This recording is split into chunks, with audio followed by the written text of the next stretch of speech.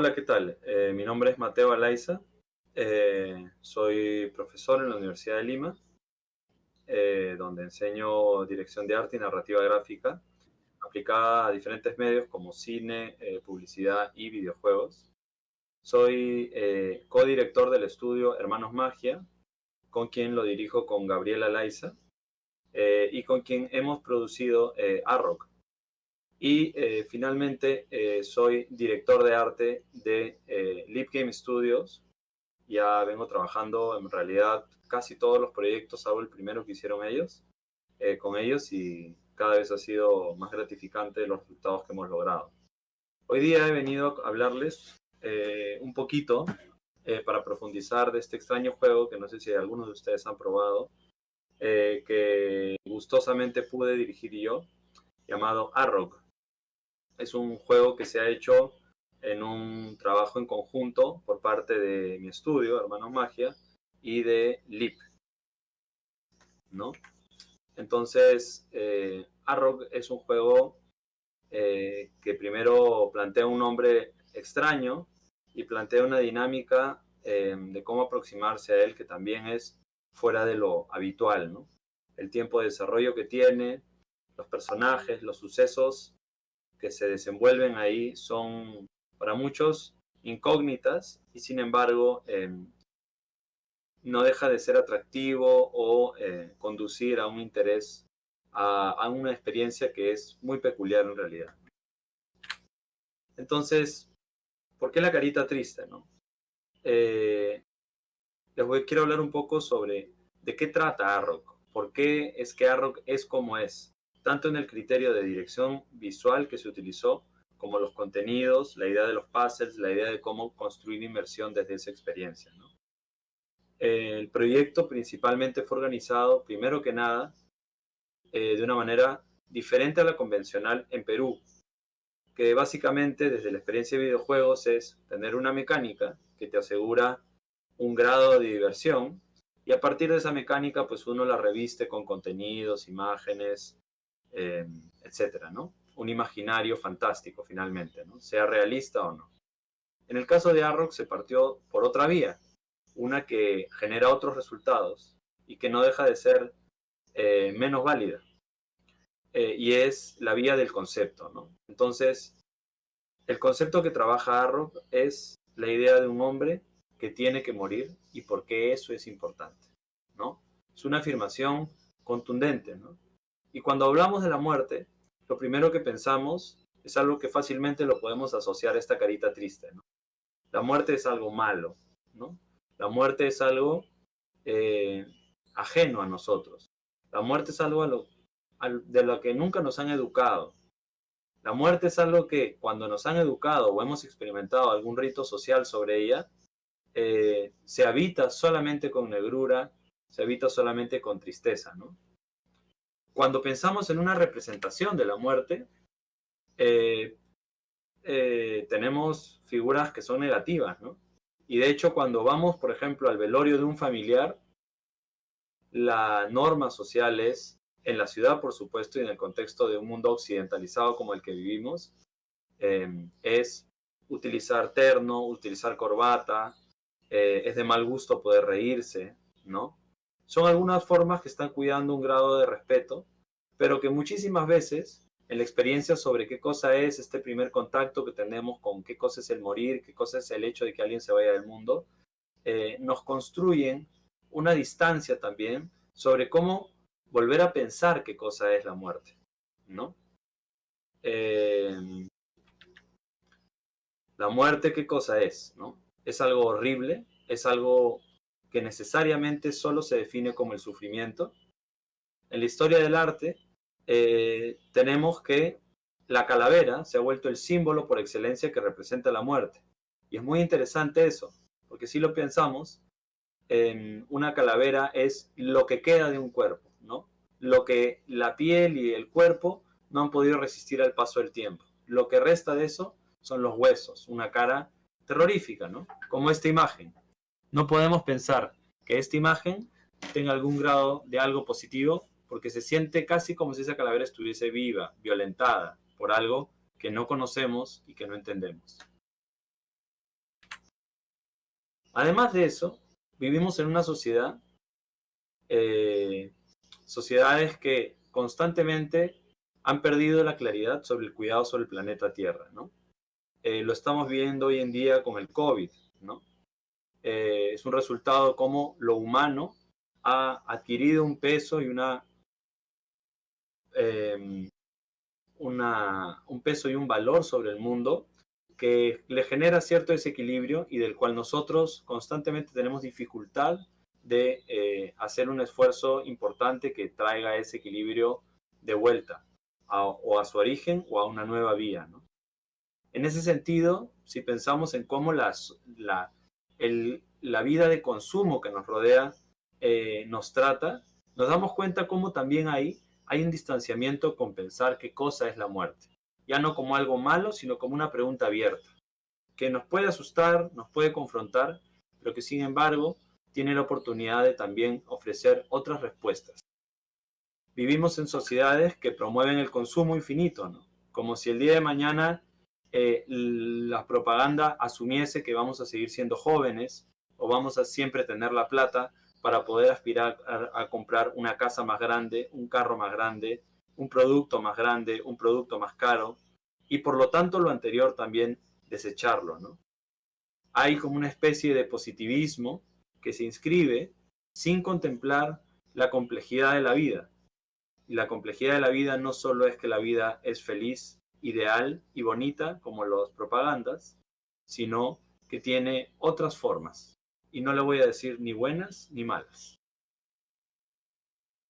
Un fenómeno extra a eso que es muy interesante es cómo hay una apropiación sobre nuestra posibilidad de pensar símbolos vinculados a figuras que rechazamos, como una de ellas la muerte, ¿no? Pensemos por un momento en el pueblo del Che Guevara. No trato de llamar aquí la idea de ser comunista, sino como el Che Guevara, que era un personaje que tenía un ideal en su mente sobre cómo cambiar el mundo, luego ha sido tomado por un espacio ajeno a él y impreso de mil maneras diferentes, ¿no? Casi como diciendo el polo de Che Guevara teniendo un globo de texto diciendo, oigan chicos, compren mis polos, ¿no? De la misma manera nos encontramos con polos con calaveras, ¿no? ¿Qué cosa es eso, no? Puede ser efectivamente un polo referido a una banda o simplemente un polo con un símbolo que te gusta, y eso está bien. Pero hay además un sentido de falsa apropiación que tenemos sobre procesos más complejos a través de cómo está representada la muerte en un mundo que tiene una cultura de consumo, que tiene una cultura del consumo de las imágenes hoy en día, que pareciera ser las únicas vías, y más aún que estamos encerrados todo el día en casa con el COVID, parecieran ser las únicas vías por las cuales creemos podemos medir al mundo. Entonces, todo ese bagaje complejo que acabo de explicar ahora, que pueden decir, wow, Mateo está locazo, o ya, ¿y esto qué tiene que ver con los juegos? Me parece valiosísimo traerlo a la mesa de esta manera abierta, compleja, que llame imágenes en sus cabezas, porque es, creo, un momento fundamental por el cual uno debe empezar un juego. En mi experiencia como desarrollador, y ya tengo muchos años, la verdad, veo mucho cómo hay gente en Perú sumamente capaz, tan capaz como cualquier otra persona en el mundo entero en realidad, en términos de sus capacidades intelectuales y técnicas. Sin embargo, hay como una especie de miedo inscrito en sentir que para poder ser mejores o hacer grandes proyectos, tenemos que constantemente mirar afuera, ¿no? Entonces empiezan proyectos no por estas motivaciones complejas que pueden tener cargas filosóficas, psicológicas, emocionales, familiares, sino muchas veces empiezan proyectos y juegos partiendo de un referente exterior que suple y nos da la seguridad de que siguiendo ese ejemplo ajeno, mi proyecto va a ser efectivo. Si bien puede que eso sea cierto o tenga un grado de verdad, se pierde un elemento fundamental ahí, que es qué cosa yo como individuo, como sujeto, no viviendo en Estados Unidos, no viviendo en París, no viviendo en Alemania, sino viviendo en Perú, y quizá en Huacho, y quizá en Arequipa, y quizá en Huánuco, experimento, pienso, vivo y siento el mundo. Y qué cosa yo de esa reflexión que tengo incompleta o que me motiva, me toca, puedo yo ofrecerle a la gente que vaya a experimentar finalmente mi juego, ¿no? Sobre todo si estoy tratando de hacer un juego que vaya más allá de satisfacer o entretener, ¿no? Entonces ese es el primer caso de algo que puedo afirmar sobre Arrock. Arrock es un point and click, es el género al que pertenece, que tiene puzzles, y es un juego que entra en la categoría de juego premium, ¿no? Y esto es importante porque los juegos premium tienen esta cultura, esta tradición en el mundo de ser juegos que, digamos que son como las joyitas que te ofrecen las diferentes plataformas que ofrecen juegos, ¿no? Es casi lo más cercano a lo que se podría denominar en cine juegos de autor. Es decir, hay una voz que está comunicando algo más allá de la plena intención de entretener, ¿no? Eso tiene un peso fundamental porque cuán condicionados estamos por estas voces únicas y singulares que provienen solamente de países que tienen presupuestos privilegiados o una cultura en la industria mucho más avanzada y con mucho más recursos para apoyar la sutileza, vamos a decirle, artística o la preocupación interior de algunos autores. Es ahí donde Perú siento y sentía tiene una tarea enorme. Y la tarea es grande no porque tenga que hacerlo, porque yo lo digo, sino por todo lo que tenemos nosotros como riqueza cultural, pero también individual como sujetos, para ofrecerle al mundo y por lo tanto entablar un diálogo con qué cosa nos ofrece el mercado hoy y qué cosa le podemos ofrecer a la gente más allá del mercado. Los videojuegos se dicen que son un arte, se dicen que son no recuerdo si son el octavo arte, me parece que sí, y por lo tanto, o el noveno, ya no me acuerdo, pero de esa afirmación al hecho de creer en ello y intentar hacerlo humildemente, con todos los errores y limitaciones que ello traiga, hay un abismo que pocos se atreven a saltar y que vale la pena resaltar y que por eso toco hoy día en esta presentación. En ese sentido, volvemos al punto original de mi explicación, ¿no? Este es un juego que quiere hablar sobre la muerte, básicamente, pero desde otro punto de vista, ¿no? El juego finalmente trata, como les decía hace un rato, sobre la historia de un hombre que tiene que morir y por qué eso es importante. Este es un spoiler alert, pero se los digo porque es importante, es en los primeros minutos del juego tu protagonista muere. Ya eso es una afirmación, un statement en contra de cómo los juegos en realidad constantemente están tratando de vivir, casi como haciendo una réplica o una postura frente a esta primera idea, este primer concepto que les he explicado sobre cómo yo tengo una mirada hoy, sobre cómo la muerte es algo que tenemos construido como algo necesariamente negativo, necesariamente disociado de la vida y necesariamente como algo que solo es sufrimiento, dolor y algo malo, ¿no?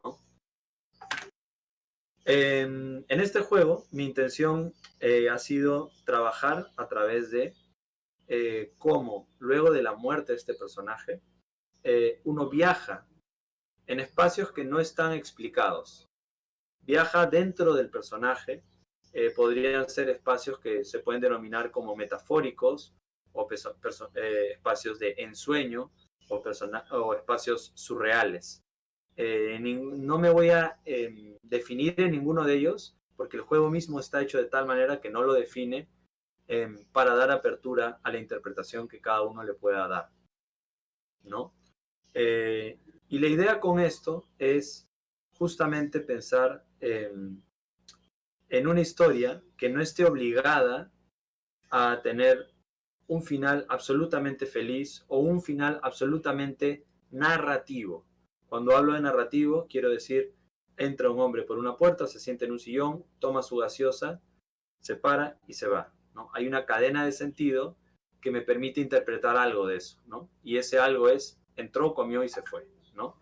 Pero cuando hablamos de la muerte, nos enfrentamos a algo fascinante, que es en realidad un territorio de lo desconocido, ¿no?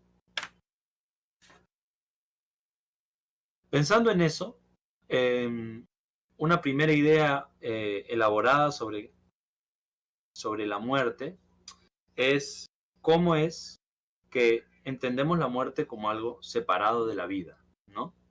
De hecho, sabemos que la muerte es algo que nos va a causar dolor, sufrimiento, pero en verdad, si lo piensan, estamos midiendo la muerte a través de una experiencia de la vida. Quiero decir, mi abuelo con cáncer o su tío o un familiar suyo, en realidad está sufriendo mientras está vivo. Entonces, ese sufrimiento, ¿a quién le pertenece? ¿Le pertenece a la muerte o le pertenece a la vida? Hay ahí un salto curioso, minúsculo que se ha hecho y sin embargo se impone como un absoluto en el cotidiano de nuestros días y de nuestras vidas y de cómo interpretamos algo que en realidad tiene mucho más que ver con qué cosa es lo desconocido, qué cosa es el no poder saber algo, el no poder tenerlo en nuestras manos. Fíjense qué interesante es esa idea asociada a un mundo que vivimos que está asociado con exactamente lo opuesto. Tener plata, tener una casa, tener una esposa, tener ropa, tener el último juego del mes, etc. El reto del juego, desde el punto de vista de la dirección de arte y del lenguaje visual, para que ello sea contundente pero no sea un discurso teórico, para mí era muy importante. Y una primera forma sutil de entrar a esto es a través de el lenguaje del color.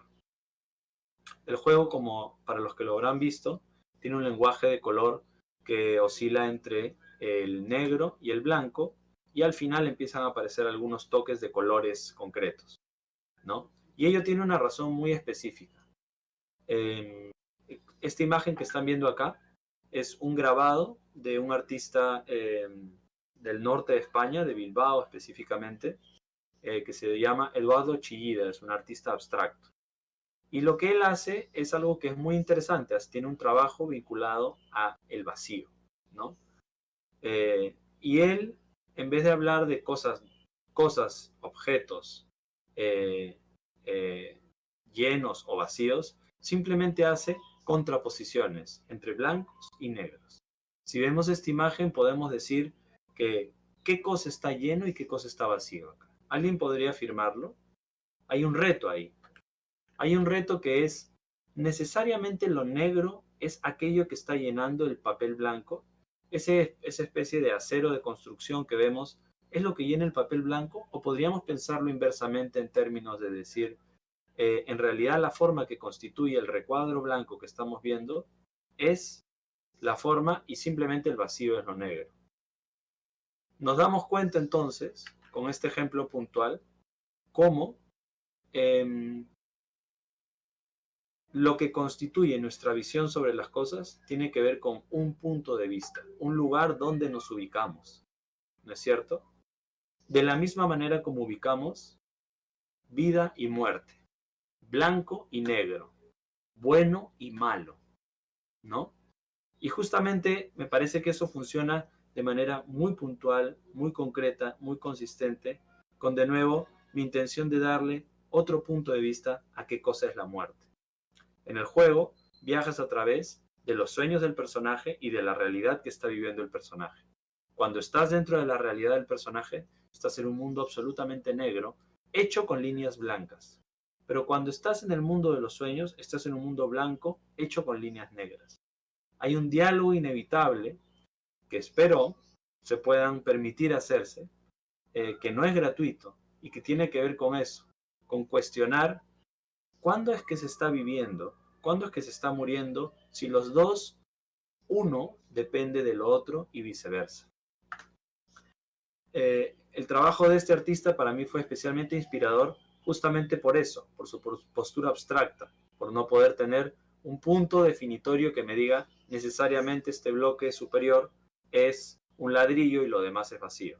Sin duda es válida la interpretación y será un reflejo de algo sobre quién soy yo, pero aún así no podemos negar que hay otro punto de vista, ¿no? Y qué mejor que hacerlo con formas abstractas y no con cómo en nuestra cultura tenemos ideas que a veces no son inamovibles por lo cercanas.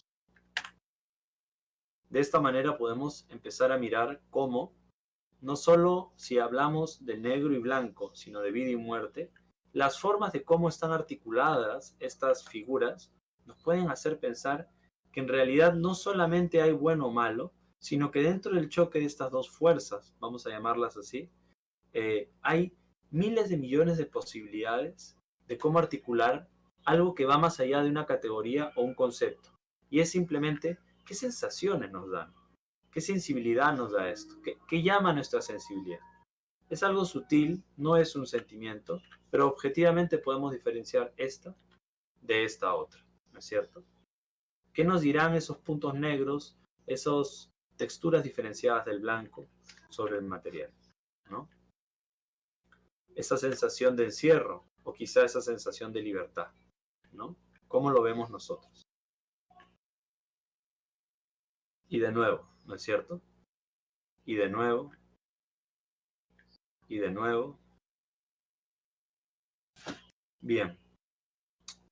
Si bien esa era una claridad conceptual por la que se ha pasado, innegablemente tenemos que reconocer que los videojuegos no son productos de arte que únicamente van a estar en el espacio de una galería, quizá para un público privilegiado o con una educación sobre la cultura y el arte que podría diferenciarlos de una población mayor que nunca ha tenido ya sea la disposición o los espacios para poder formarse sobre ello. Y eso es muy importante porque el videojuego tiene una herramienta de poder hoy extraordinaria, y esto es la capacidad de llegar a muchísima gente. Ello comprende el reto también de entablar un diálogo, que es no ceder ante lo que la gente podría no conocer solamente, pues sería solamente alimentarlos de su inconsciencia, sino coger o tomar una postura de riesgo que empiece a abrir quizá un pequeño canal, quizá una pequeña ventana donde se valida o se reconocen sutilezas que algunos nunca esperarían encontrar en medios como estos. Esto es muy importante porque llama a la historia del arte y cómo diferentes medios que han sido rechazados, han sido mal vistos por diferentes razones, han ido adquiriendo lugares en la sociedad en las que vivimos más importantes y centrales. No es casualidad que políticos absolutamente inconscientes e irresponsables dicen que los videojuegos son los responsables de la violencia, cuando por ejemplo en Estados Unidos hay una cultura de la venta de armas en las tiendas eh, que es vergonzosa, ¿no? Desde ese punto de vista, para mí era fundamental encontrar un lenguaje narrativo muy sencillo, muy común, que pueda servir para cualquiera y que cualquiera lo pudiese entender sin importar de dónde venga. Para ello decidí utilizar otro referente, pero esta vez uno ya no español, sino peruano. En este caso concreto, mi mayor ejemplo fueron los mates burilados. El mate burilado narra situaciones cotidianas de comunidades en el campo. Pueden ser hechos vinculados a la ganadería, a una fiesta, a una celebración, a un acto en común. Y el lenguaje que utilizan es muy interesante porque es un lenguaje secuencial, es un arte secuencial, pero no utilizan textos. Por lo que uno, frente a la imagen, a la simpleza que trae de las situaciones, interpreta lo que hay. Esto permite que alguien de China, Egipto, Noruega, pueda entender que más o menos hay una fiesta abajo y arriba se está moviendo ganado, ¿no? Para mí ese era el reto, para encontrarle un balance a ese pensamiento filosófico, si así lo quieren, que había pensado originalmente, darle un cuerpo real, concreto y puntual, que pueda articular un diálogo con cómo nos comunicamos en Perú, no yo limeño, sino otras partes, y cómo puedo yo comunicar esto llegando a muchas más personas. Acá hay otro ejemplo de mate burilado. Y una cosa particular que tiene el mate burilado como lenguaje visual es la simpleza también, ¿no? Si bien son bien saturadas las imágenes, tenemos que la línea es casi como la de un cuaderno de dibujo. Y eso para mí es muy importante, porque si bien puede haber mucha gente que no dibuje o que crea que son malos dibujando, muchos de ellos seguramente en alguna clase de colegio o de universidad alguna vez han tenido abierto su cuaderno en la última página y han hecho un dibujito pequeño, ¿no? Un dibujito simple, un dibujito sintético, con la simpleza que tienen estos dibujos. Y eso rescata algo importantísimo para el espíritu de lo que es Arrow, que es esa sensación de simpleza llama a dos cosas. Primero, una relación de intimidad. Te hace sentir que lo que tú estás viendo es cercano. Es casi como un dibujo que tendrías tú en tu cuaderno. Y lo segundo es, esa cercanía es una estrategia, porque te voy a hablar de la muerte. Entonces, ¿cómo hablarte de la muerte si no hay cercanía? Es imposible. Y es por eso que se vuelve tan ajena cuando vas a un velorio. Te hablan de la muerte y tú estás en un terno, peinado con gomina, es la primera vez que te has puesto gomina, tu primo al lado tiene lentes oscuros. Sin duda hay que llorar la muerte y hay que tener pena en ciertas ocasiones, pero cuando eso se impone como una regla, nos será siempre ajeno. La idea de un lenguaje así te aproxima, fue mi humilde opinión, a poder sentir que todo ese peso de pronto no estaba tan marcado. De pronto quizá no era el punto de interpretación que yo tenía sobre él de esa manera habitual, sino otro.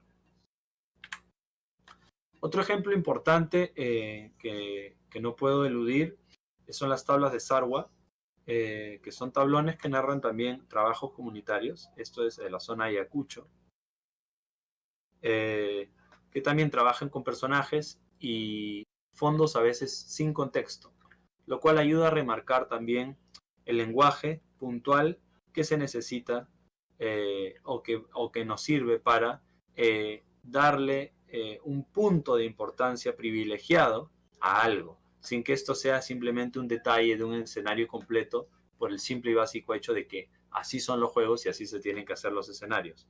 Justamente ejemplo de cómo se parte de un proyecto conceptualmente y no simplemente por prueba y error. Y he aquí el primer resultado, ¿no? Entonces el reto era mezclar estos conceptos con este lenguaje sin que simplemente sea una copia, porque innegablemente estoy yo, Mateo Alaiza, hablando desde un contexto, una historia particular y una postura particular que es la mía y que es una voz en el presente. No es ni la del pasado ni la de un mundo ajeno, ¿no? Para mí fue llegar a esto, fue llegar a un lenguaje de dibujo que mantiene las claridades de lo anterior y que sin embargo mantiene una propia identidad, pues no pretende definir qué cosa es la muerte como un absoluto, sino ser una voz entre millones de voces. Y eso es importante, porque creo que no siempre debemos tener respuestas absolutas para todo, porque la libertad y la experiencia de habitarla en experiencias cinematográficas, en experiencias creativas, es fundamental, ¿no? La exploración aquí entonces fue primero una muy abierta, vinculada a cómo sería simplemente conectar estos dos mundos, este mundo del ensueño y este mundo de la previa a la muerte, del peso de lo que es la muerte, sin que nada esté dicho, sin que tengas que ver necesariamente una calavera. ¿Esa oscuridad necesariamente es mala?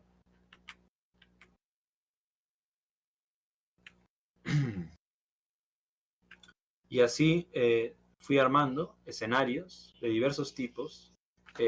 Hice más o menos como unos 150 dibujos que lo que buscaban un poco era no tener límites ni atadura sobre un proyecto, un producto, un algo que yo vendo, sino más bien explorar libremente cómo es que yo puedo ir articulando la sensibilidad de eso.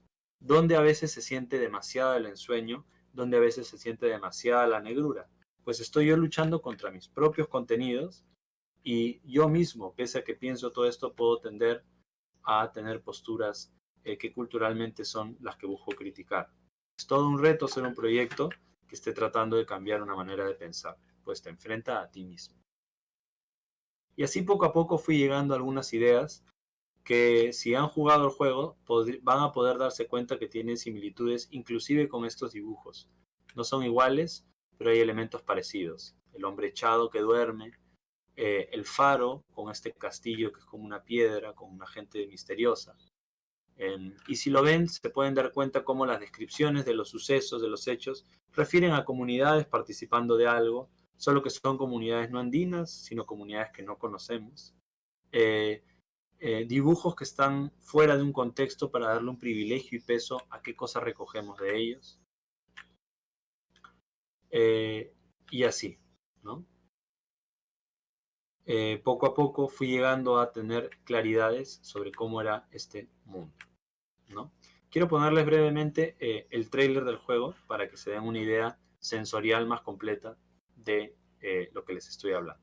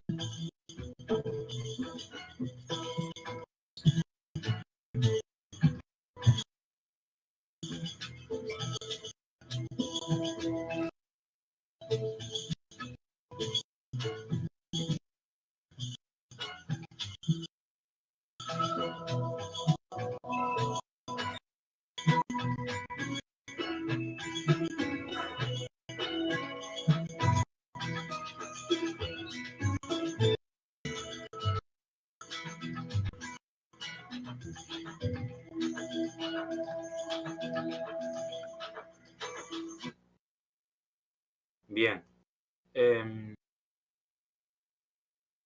Habiendo visto eso, voy a entrar un poco más a hablarles de la narrativa y cómo fue articulada. Entonces, el juego trata acerca de este hombre que tiene que morir y para ello utilicé un concepto que es el psicopompo.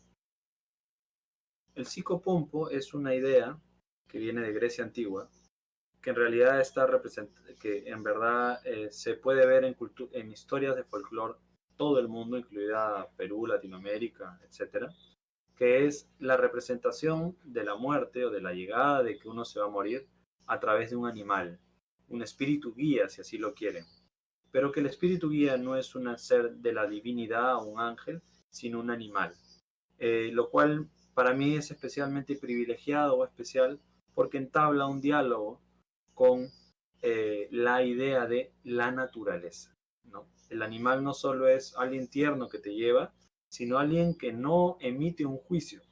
No es un Señor Dios todopoderoso, o no es otro humano que puede opinar algo sobre ti o sobre que fuiste culpable, sino algo que tiene especial los animales es quizá este sentido de gratuidad que le podemos evocar, ¿no? Como los perros, ¿no? El perro no sientes que te está juzgando propiamente, ¿no? El perro está contento saliendo al parque, comiendo su comida, etcétera, ¿no? Quizá cuando no le das una galleta te puede mirar con ojos igual recelosos, ¿no? Eh, para mí esto era importante porque, y si ven el juego, van a entender un poco más por qué. Quiero evitar dar spoilers. El personaje es un cazador, ¿no? Y este mismo cazador es guiado por un animal, ¿no? Entonces hay como una contradicción ahí, ¿no? Lo que yo mato es lo que me está guiando a mi muerte. ¿Por qué? ¿No? No vayan a pensar que vengo de alguna religión y por eso no, sino creo que hay un punto de interpretación importante que es fundamental rescatar, ¿no? Ahora, cuando les he hablado de la muerte, les he hablado de cómo la vemos negativamente, ¿no? Pero en realidad, para mí, finalmente la conclusión es que la muerte es un territorio que pertenece al no saber. La muerte es el territorio que pertenece al no saber. Podemos creer en Dios, podemos creer en el cielo, pero no sabemos qué pasa más allá. No es un territorio del conocimiento humano que sea absoluto. Por lo tanto, hay una riqueza inmensa en realidad, que tiene que ver con que la muerte es el territorio de lo que no sabemos, y eso nos permite saber a nosotros humanos que el no saber es una forma de conocimiento. Es decir, saber que no sabes te permite vincularte con más respeto a algunas cosas. Saber que no tienes la última palabra absoluta en algo te permite vincularte con más cuidado, con más sensibilidad, pensando que quizá haya otro ángulo a eso que tú te estabas aproximando de manera diametral. Y hablar de la muerte de esa manera es un reto. Para mí la solución fue utilizar la metáfora. De tal manera que las diferentes situaciones que se articulan en el juego utilizan metáforas para ir entendiendo por qué es importante aceptar la muerte. Por qué la muerte es algo que está siendo tocado en este juego. Pero ese por qué no está resuelto a modo de historia, como estamos acostumbrados a los videojuegos, donde la muerte es importante porque el personaje principal en realidad se había vengado de su abuelita y su abuelita en verdad era el verdadero héroe, pero tenía la espada guardada debajo del castillo y debajo del castillo en verdad había otro cofre que era en verdad el dragón y con eso van a hacer la versión 5 que tiene un parche además locazo. No, no es que eso no tenga validez. Creo que eso es una manera de cómo articular sentido e historia. Pero hay algo que está echado de menos, echado de lado, y que tiene una potencia hermosa. Y dije yo, ¿por qué no hacerlo acá además, acá en Perú? Apostar por utilizar metáforas para contar algo. No soy el único que lo ha hecho, pero sí este juego va a ser único en cómo está aplicado. Y en ese sentido la metáfora tiene una cualidad extraordinaria, y esta es la capacidad de no marcar un único sentido posible de las cosas. Si nosotros vemos a un hombre echado y del hombre sale un hombre blanco de su cuerpo, podemos decir que es su alma, quizás los que son más religiosos, otros pueden decir no, son sus memorias, es su pasado, es su mente. Otros podrán decir no, es un niño interior. Todas esas posibles interpretaciones en el juego se han hecho de tal manera que sirvan como un caudal de río.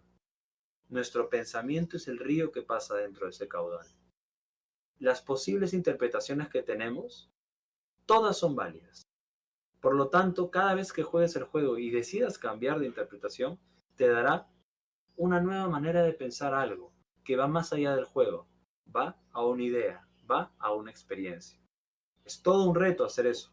Créanme que explicarlo es sencillo, pero hacerlo es muy complicado y muy delicado, porque se presta a que evidentemente muchas veces hayan cosas que no se entiendan y muchas veces hayan sentidos que uno no quiera que estén ahí presentes. No se trata de la simple libre interpretación, libre albedrío a la loca, como muchas veces se cree que los artistas trabajan.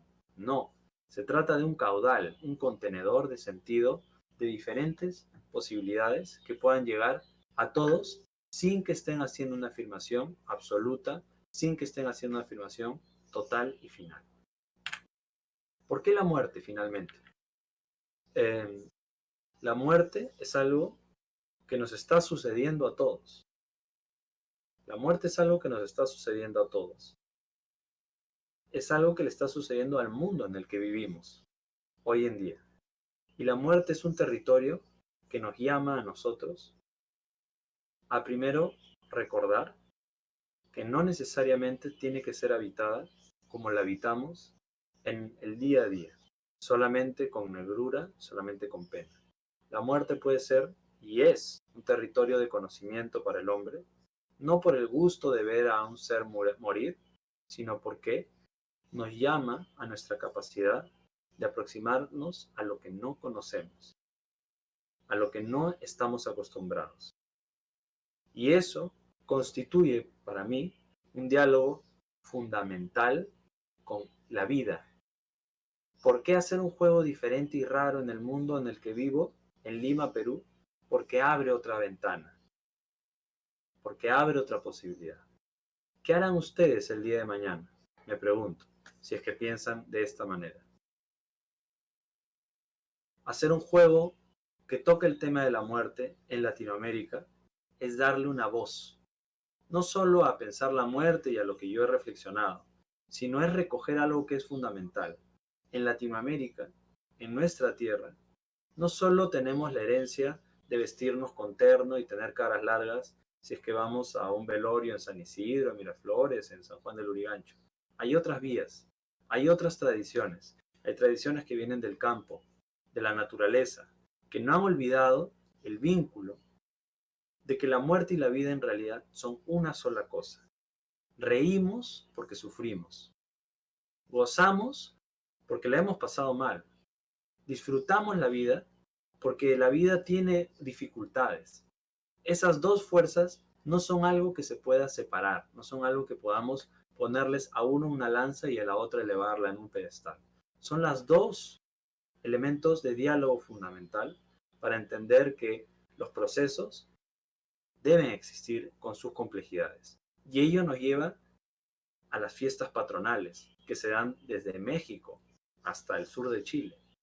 Nos llevan a diferentes celebraciones que hay en toda nuestra tierra, y ello es una voz que hace que valga la pena decir, voy a hacer un juego único en Latinoamérica, porque Latinoamérica y Perú tienen algo único que decirle al mundo. No importan los autores, importa qué podemos darle a la gente.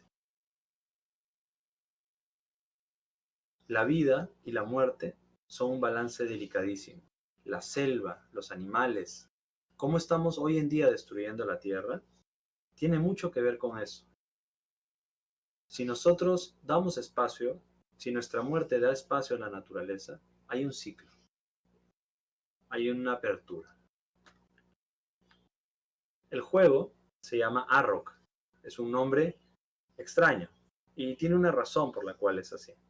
Arrok es un nombre que no significa absolutamente nada, es solamente sonido. Y la idea de ello es que si llamaba al juego La Muerte o Bonita Muerte, condicionaba ya una única forma de entender cómo era la experiencia del juego. Cuando hicimos el juego para unos publishers chinos, nos vimos obligados a tener que ponerle un nombre porque no había manera de traducir Arrok en ideograma chino. Y ello nos llevó a estos ideogramas, que se traducen como Chen Wei Chen. Y eso significa, en inglés, dust to dust, o en español sería algo así como, del polvo vienes y en polvo te convertirás. Les comparto esto a manera de tratar de aproximarlos al sentido de lo que es el nombre, que en verdad su intención final simplemente es que la experiencia que ustedes tengan del juego quede con un nombre raro, único, que sea por lo tanto de ustedes, porque nadie más se los va a poder traducir de otra manera. Finalmente, el juego tiene una duración de aproximadamente 35 minutos. Es un juego que se ha hecho en condiciones muy difíciles. Es un juego de perfil independiente premium, donde normalmente nadie se los financiaría. Y sin embargo, pese a ello, pese a esta explicación que los puede haber dicho, bueno, es un soñador y que el último de los retos era hacerlo funcional y que ello realmente tenga esta capacidad de impacto sobre el mundo. Por lo tanto, hemos logrado nosotros que el juego esté en Nintendo Switch, en PlayStation 4 y PlayStation 5, en Steam y en Apple, entrando a absolutamente todas las plataformas. Y además de ello, hemos tenido también la buena fortuna y el buen trabajo de primero entrar con Humble Original en Estados Unidos, llegando a 250,000 suscriptores, lo cual es genial porque hay un elemento de mensaje que hace que me haga feliz que llegue a tanta gente. Luego hemos recibido publishing de Playdigious, que es de Francia, y luego que nos han ayudado en la parte del porteo a celulares y devices, y luego con los chinos hemos podido entrar a las últimas plataformas que nos faltaban. El juego además ha ganado el premio más importante de España, eh, compitiendo contra juegos mainstream, compitiendo contra aproximadamente 350 juegos de todo el mundo, incluido Japón, Estados Unidos, Alemania. El juego ha ganado el premio más importante de España, de juegos independientes también. Hemos sido seleccionados en Ludicious, que es el concurso en la selección oficial del jurado, que es el más importante de Suiza. Eh, la, eh, en la selección oficial de Day of the Devs hemos estado también. Hemos estado en la selección del jurado en el Festival de Artes y Media del Japón, donde se compite contra no solo videojuegos, sino películas, eh, proyectos de arte, etcétera. Y hemos quedado también finalistas en concursos muy importantes como México, otros de Japón, etcétera. Hasta la fecha, si no me equivoco, es el juego con más reconocimiento internacional que ha recibido un juego peruano. No creo que vaya a ser el que más, creo que hay muchísimos juegos que están por delante que van a seguir demostrando cómo hay una nueva mirada sobre la industria, cómo podemos aportar nosotros esa nueva mirada a la industria. Y simplemente esto es el humilde reflejo de cómo creyendo en algo tan quizá extraño, tan peculiar y haciendo un proceso de rigor que parte no de mirar el mercado, sino qué cosa puede ofrecer uno, tanto de contenido, mente y experiencia, puede llegar tan lejos, ¿no? Con un producto que comercialmente parecía ser tan poco viable. Y de hecho, en el aspecto comercial, porque creo que es importante decirlo, no solo logramos conseguir financiamiento, sino que además pudimos con las ventas pagar el financiamiento recibido, por lo que el juego superó las expectativas también que se esperaban de eso. Eh, Muchas gracias por su tiempo. Por favor, jueguen Arrow. La última noticia feliz que me han dado es hace unos días la Biblioteca Nacional de Francia quiere incorporar Arrow en el programa de este año para educación para los niños jóvenes, seguramente tocando el tema de la muerte y del ciclo de la vida, pues eso es en el fondo de lo que se trata hablar, de qué cosa es la vida y la muerte como algo integral. Muchas gracias.